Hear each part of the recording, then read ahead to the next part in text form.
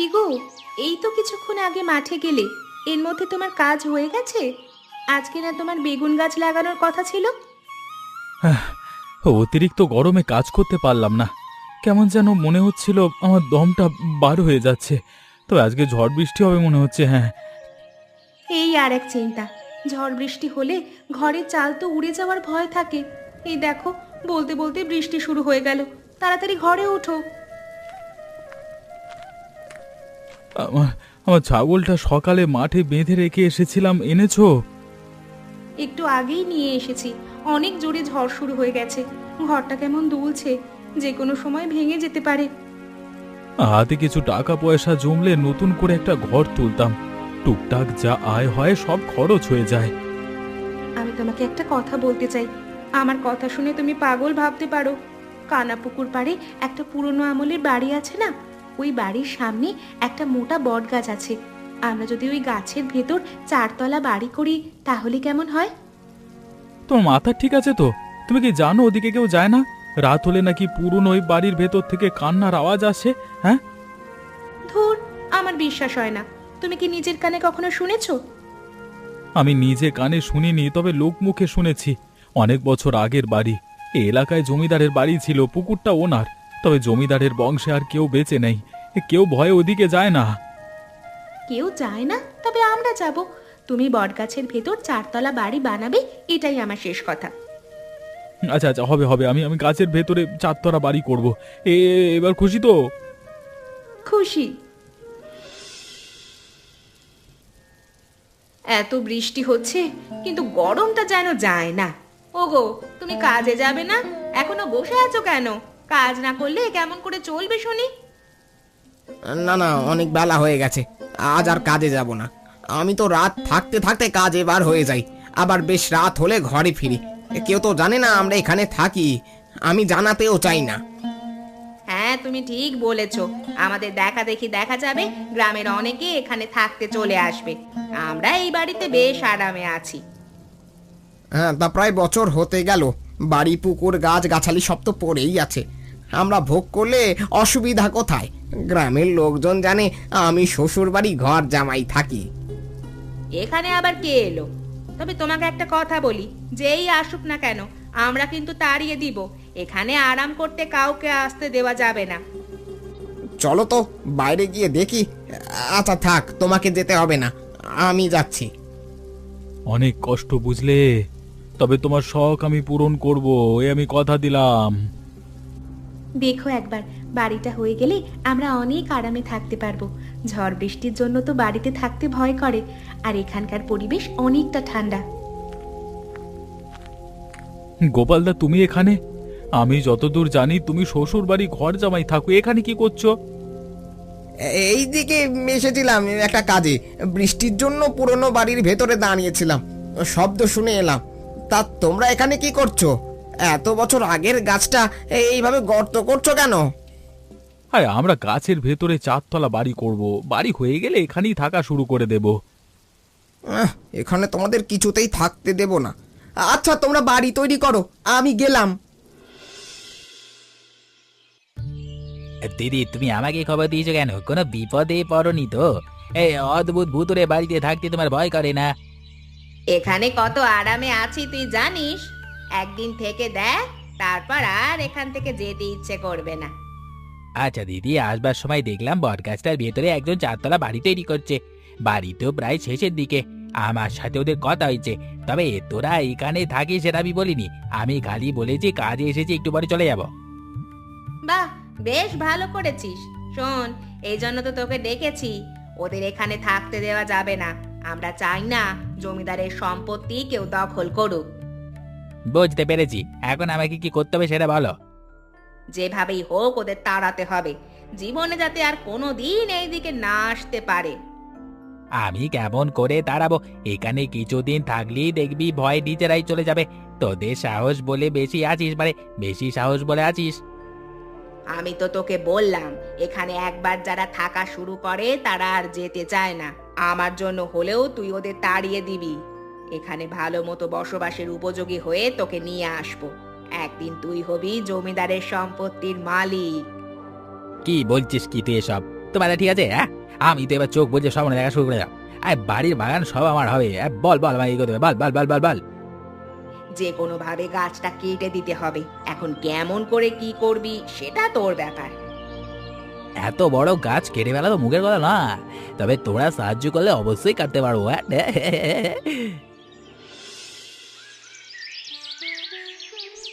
কি গো, তোমাকে খুব খুশি খুশি লাগছে যে। যাক, তোমাকে খুশি করতে পেরেছি এটাই অনেক। হ্যাঁ, এই নাও তোমার জন্য জিলিপি এনেছি, একেবারে গরম গরম জিলিপি। আরে ললিতা পিসির মিষ্টির দোকান থেকে নিয়ে এসেছি। হ্যাঁ, খুব ভালো করেছো। গাছের ওপর ঘর বানানো উপলক্ষে গ্রামের লোকজনদের একদিন ভোজ করে খাওয়ানো উচিত। আরে ভোজ করে খাওয়াতে পারলে তো ভালোই হতো, কিন্তু আমার কাছে যে বেশি টাকা নেই, সবাইকে খাওয়াতে অনেক টাকা লাগবে। টাকা তুমি যেভাবেই হোক জোগাড় করো। আমরা এত সুন্দর বাড়ি করেছি, লোকজন দেখবে না? সবাইকে দেখাতে না পারলে যে আমার ভালো লাগবে না। লোকজনের দেখানোর কি আছে? আমরা নিজেদের মতো থাকি না, দেখবে আমাদের দেখা দেখি এখানে আরো মানুষ থাকা শুরু করে দেবে। আমরা নিরিবিলি ভালোই তো আছি। সে বাপু আমি এত কিছু বুঝি না। তুমি সবাইকে ভোজ করে খাওয়াবে, এটাই আমার শেষ কথা। আচ্ছা দেখি কি করা যায়, তবে টাকা পয়সা জোগাড় না করতে পারলে ভোজ করা হবে না। ও বাবা গো, দেখো দেখো কত বড় সাপ! সাপটা দেখতে কি ভয়ঙ্কর! দরজা দিয়ে ঘরের মধ্যে বসে থাকতে হবে। দেখলে তো, এই ভয়টা আমি পাচ্ছিলাম। সাপের জন্য তো এখন ঘর থেকে বাইরে যেতে পারবো না। এত ভয় পেও না তো, সাপ ঠিক চলে যাবে। এদিকে মানুষের চলাচল শুরু হলে আর ভয় থাকবে না। ভয় না থাকলে তো ভালো। দাও একখানা জিলিপি খাই, দাও।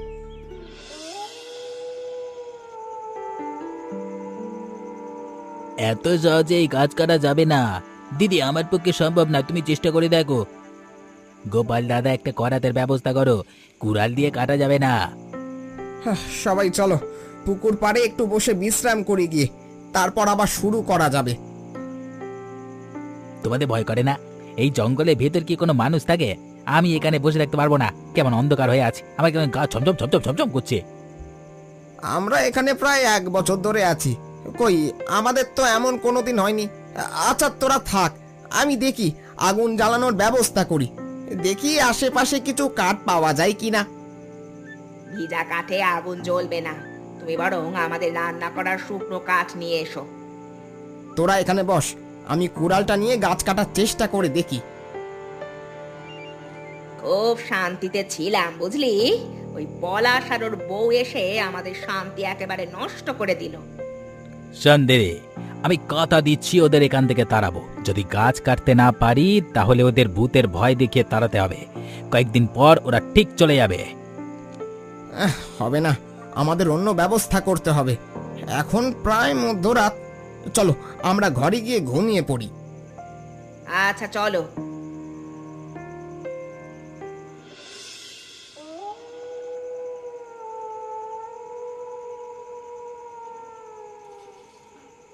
কেউ গাছটা কাটবার চেষ্টা করেছে, কিন্তু কেন? আমরা এখানে আছি বলে? 100 বছরের এই পুরনো গাছ আগে তো কেউ কাটবার চেষ্টা করেনি।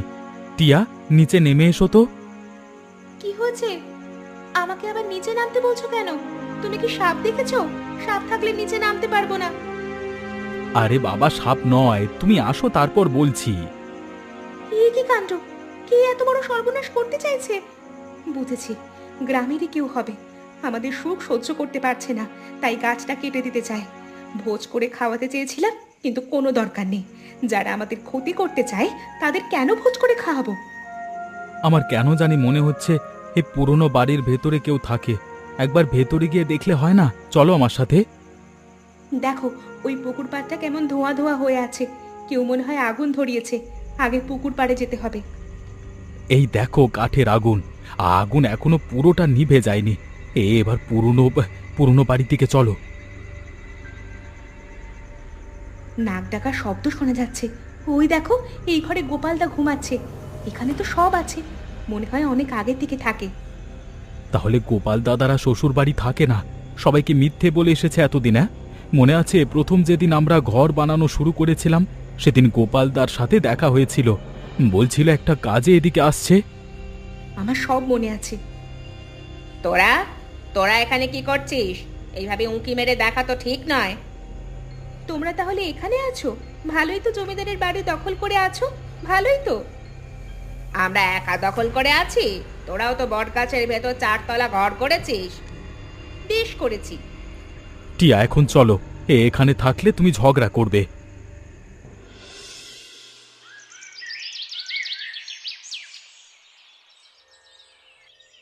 কি রে, তোর মন খারাপ?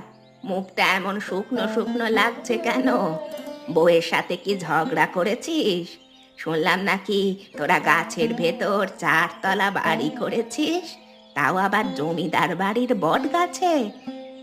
ঠিকই শুনেছ পিসি, তবে আমরা একা থাকি না, পুরনো বাড়ির ভেতরে গোপাল দাদারাও থাকে। গোপাল তো বলেছিল শ্বশুর বাড়ি থাকে, তাহলে এতদিন মিথ্যা কথা বলেছে। তোরা যখন আছিস তাহলে আমিও যাব। ওইখানে তো অনেকগুলো ঘর, একটা ঘরে আমি থাকবো। ঝড় বৃষ্টি হলে আমার কুঁড়ে ঘরের চাল দিয়ে জল পড়ে, মাঝে মাঝে মনে হয় ঘরটা বুঝি উড়ে চলে যাবে। তুমি বরং আমার বাড়ি থাকতে পারো, আমি তো 4 তলা ঘর করেছি, তোমার থাকতে অসুবিধে হবে না। আমার আবার দালানে থাকার ইচ্ছে। সারা জীবনে কোনোদিন তো দালানে থাকার ভাগ্য হলো না। এই বয়সে এসে যদি একটু ঠাঁই হয় তাহলে মরার আগে শান্তিতে মরতে পারবো। ঠিক আছে, তুমি তোমার মনের ইচ্ছা পূরণ করো, পারলে আজই যেতে পারো।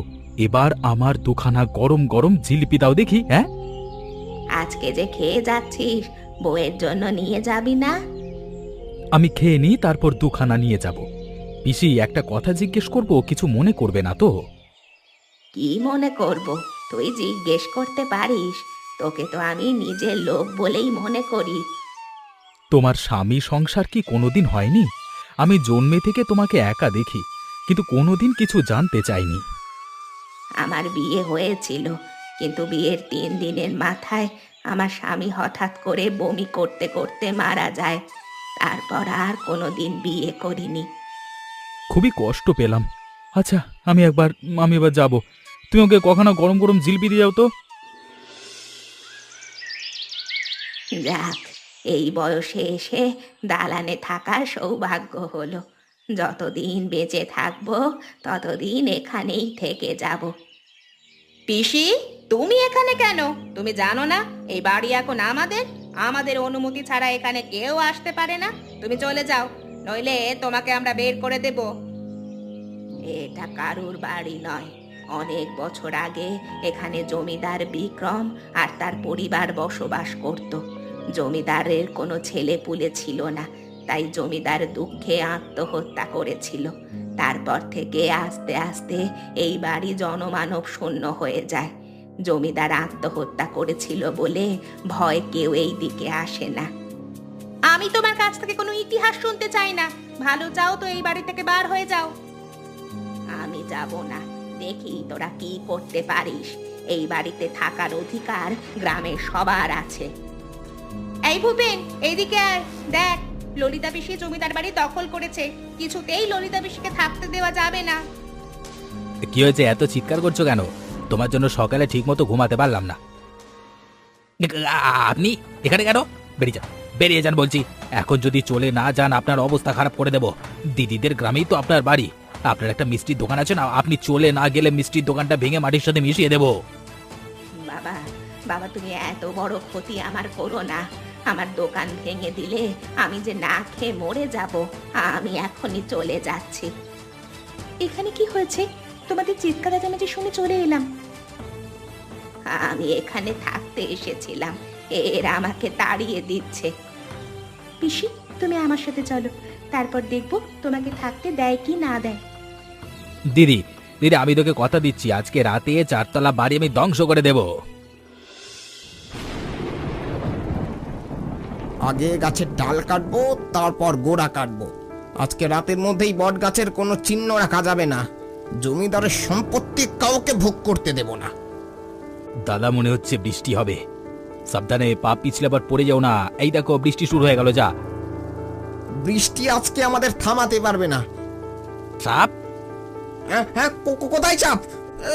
আরে বাবা রে, মরে গেলাম রে, আমার হাতটা ভেঙে গেছে। ওরে ভূপেন রে, আমাকে বাঁচা। বুঝতে পেরেছি, আমাদের দ্বারা এই গাছ কাটা সম্ভব হবে না। দাদা তুমি আমাকে ধরো, তোমাকে ঘরে নিয়ে যাই। আরে বাড়ি, ওরে ভূপেন রে, তোকে ধরে ওঠার মতো শক্তি আমার নেই। তোর দিদিকে ডেকে নিয়ে আয়, তারপর দুজনে মিলে আমাকে নিয়ে যাবি। ওরিস, ঠিক আছে, আমি দিদিকে ডেকে নিয়ে আসছি। ওহ, ওরে আমার এ কি হলো, আমি আর হাঁটতে পারবো না। ওহ, আমার আর দালান বাড়িতে থাকা হলো না, কপালটাই খারাপ। তবে তোদের এই বাড়িটা বেশ সুন্দর, খুব আরাম, গরম কম লাগে। এই জন্যই তো এখানে বাড়ি করেছি, ঝড় বৃষ্টি হলেও ভাঙার ভয় নেই, আবার গরমেও কষ্ট কম। সে তুই ঠিক বলেছিস, তবে প্রত্যেক মানুষের তো একটা করে শখ থাকে। আমার যেমন দালানে থাকার খুব ইচ্ছা হয়। পিসি, আমি তোমার ইচ্ছা যে করেই হোক পূরণ করবই, তুমি আমার উপর ভরসা রাখো। তোর বেশ সাহস। শোন মা, আমাকে তাড়াতাড়ি খেয়ে দোকানে যেতে হবে। ওই দোকানটাই আমার শখ, যা আয় রোজগার হয় তা দিয়ে আমার বেশ চলে যায়। এই বয়সে তুমি রোজগার করো, সবাই যদি তোমার মতো হতো তাহলে সংসারে কোনো অভাব থাকতো না। ছেলেদের পাশাপাশি মেয়েদেরও আয় রোজগার করা উচিত। তোর কথা ঠিক, তবে আমার কেউ নেই বলে বাধ্য হয়ে দোকান চালাতে হয়। একটা বিশাল ঘটনা ঘটেছে। কালকে রাতে গোপাল বট গাছের ডাল কাটতে গিয়ে পড়ে গেছে, পড়ে মাজা ভেঙে গেছে। বেশ হয়েছে, তুমি জানলে কেমন করে? আগে রিয়া বৌদির সাথে দেখা হয়েছিল, উনি আমাকে বলল আজকে, মানে চলো আমরা আমরা আমরা দেখতে যাই। যেমন লোক ওদের তেমনই শাস্তি হয়েছে। এমন করে বলতে হয় না, কারোর বিপদে কখনো খুশি হতে নেই। ওরা তোমার সাথে এত খারাপ ব্যবহার করার পরও তুমি এই কথা বলতে পারলে? আমিও যদি ওদের মতোই ব্যবহার করি তাহলে ওদের সাথে আমার পার্থক্য থাকলো কিসে? আরে হয়েছে হয়েছে, এবার তোমরা চলো। পিসি, চলো আমরা যাই। তোমরা এসেছো, দেখো কি বিপদে আমরা পড়ে গেছি। আমি একটা গাছরা ওষুধ দিব, সেই ওষুধ খেলে কয়েকদিনের মধ্যে গোপালের মাজা ব্যথা কমে যাবে। তোমার সাথে এত খারাপ ব্যবহার করার পরও তুমি ওষুধ দিবে? পিসি, তুমি অনেক ভালো মানুষ, তুমি আমাদের মাফ করে দাও। এসব কথা এখন থাক, আগে গোপালকে সুস্থ করতে হবে। একটা কথা, ললিতা পিসি, তুমি আজকে থেকে এই জমিদার বাড়িতে থাকবে। এই বাড়িতে থাকার অধিকার সবার আছে। ঠিক আছে, আমি আজকে থেকেই থাকবো।